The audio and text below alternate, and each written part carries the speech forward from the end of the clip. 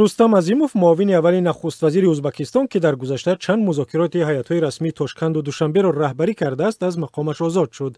رستم عظیموف بعد از برکناری از مقام معاون اول نخست وزیر ازبکستان رهبری شرکت ملی ازبک اینوست را بر عهده گرفت که به قول کارشناسان در کریر او زینه پایین‌ترین است. حالا به جای او معاون پیشین وزیر مالیه ازبکستان جمشید خوچقاروف معاون اول نخست وزیر شده است. رستم عظیموف نیم سال به حیث معاون اول نخست وزیر در حکومت شوکت میرزیوف کار کرد.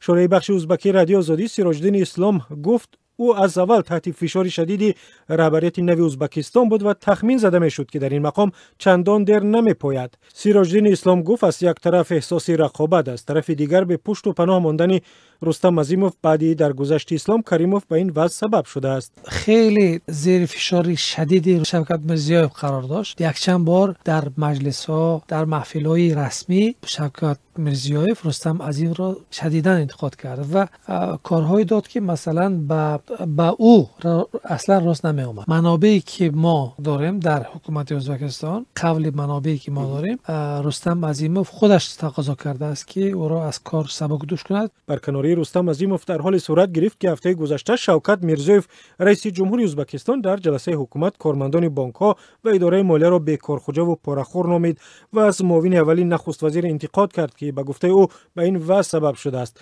میرزیوف در جلسه با خطاب به رستم عظیموف گفت ما خودمون بخش اقتصاد را به این حال آوردیم برای آنکه کارمندان مالیه فعالیت نمی‌کنند.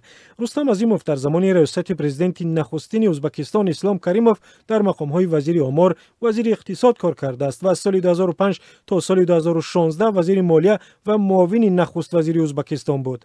تحلیلگران غربی و روسیه رستم عظیموف را یکی از وارثان اساسی اسلام کریموف می‌دانستند. او بعدی در گذشت رئیس جمهوری ازبکستان اسلام کریموف در برابر شوکت میرزیوف و رستم اینایتوف یکی از نامزدهای احتمالی به مقام رئیس جمهور به شمار می‌رفت.